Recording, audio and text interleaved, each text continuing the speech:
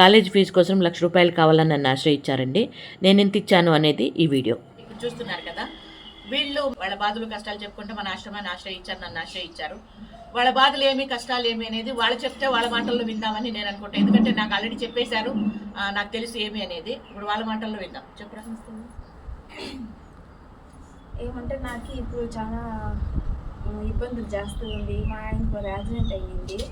దానివల్ల కొంచెము నా పరిస్థితి కొంచెం ఇబ్బంది. చిన్న పిల్లోడికి పోతాడు, కానీ సంపాదన తక్కువ.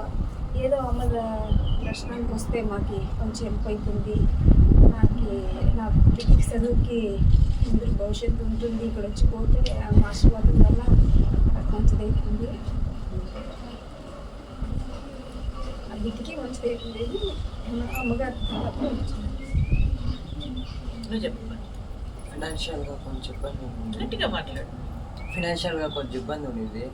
అందుకు అమ్మ దగ్గరికి వస్తే ఒక ఫినాన్షియల్గా హెల్ప్ చేస్తుంది అనేసి లాస్ట్ టైం వచ్చి అడిగేసి అమ్మ ఏదో కొద్ది చేస్తామనేసి చెప్పింది. అందుకు ఎస్టర్డే వచ్చేసి అమ్మ ఎక్కడో బయట వెళ్తాడు అనేసి ఈరోజు వీలుందనేసి ఈరోజు చెప్పారు. దేనికి హెల్ప్ మీకు? అంటే ఫీజు. నువ్వేం చదువుతున్నావు? ఎంబీఏ మోహన్ బాబు యూనివర్సిటీలో ఎంబీఏ చేస్తున్నా. ఇప్పుడు నేను సెకండ్ ఇయర్.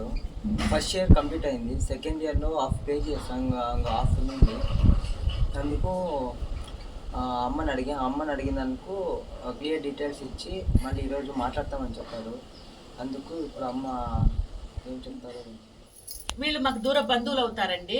అది ఆ విషయం కూడా మీకు చెప్పాలి కదా. దూర బంధువులు అవుతారు వీళ్ళు బాధ కష్టము నాకు తెలుసు. వీళ్ళ భర్తకి యాక్సిడెంట్ అయ్యింది. వీళ్ళకి 2 కొడుకులు. ఇంకో చిన్న అబ్బాయి చదువుకోలేక, అబ్బాయి చదువు అంత పెద్దగా అంటలేదు. అబ్బాయిని పనికి పంపించారు. నెలకేదో 60,000 ఏమో తెచ్చిస్తాడంటే ఇంటికి. ఇంకా ఈ మీద టైలరింగ్ పని చేసుకుంటుంది. ఈ అబ్బాయి అయితే కాలేజీకి పోతున్నాడు. మోహన్ బాబు కాలేజీలో ఎంబీఏ సెకండ్ ఇయర్ చదువుతున్నాడు. ఇప్పుడు లాస్ట్ ఇయర్ కొంచెం అట్లా ఇట్లా చీట్లు కట్టుకొని అవి ఇవి చేసి మా పిల్లలు కూడా హెల్ప్ చేశారు. లాస్ట్ ఇయర్ చేశారు కదా. ఇంకా ఈ ఇయర్ పూర్తిగా చాలా ఇబ్బంది ఉంది. ఇంకా కాలేజీలో కూడా ఎగ్జామ్ రాయడానికి కొంచెం ఒప్పుకోవట్లేదు. దానికని మనం వంతు చిన్న సహాయం చేస్తున్నాము. ఇది ఎంతవరకు కరెక్ట్ అనేది మీరు మీ అభిప్రాయం కామెంట్లో తెలియజేయండి. ఎందుకంటే బంధువులు కూడా హెల్ప్ చేస్తారమ్మా అని అనుకుంటే బీద వాళ్ళైతే ఎవరికైనా హెల్ప్ చేస్తానండి. అంటే నిజమైన అవసరం ఉండే వాళ్ళకి ఎవరికైనా హెల్ప్ చేస్తాను. అది బంధువులు కావచ్చు, బయట వాళ్ళు కావచ్చు, ఇంకోరు కావచ్చు. వాళ్ళకి అవసరం ఉంది కాబట్టి, అవసరం ఏమీ నాకు తెలుసు కాబట్టి చేయాలనుకుంటున్నాను, చేస్తున్నాను. 25,000 రూపీస్ అండి. 25,000 రూపాయలు చెక్ అయితే ఇస్తున్నాను. ఈ రకంగా మన ట్రస్ట్ తరఫున మీ అందరి అభిమానంతో, మీ అందరి ఆదరణతో ఈ విధంగా నేను చేయగలుగుతున్నాను.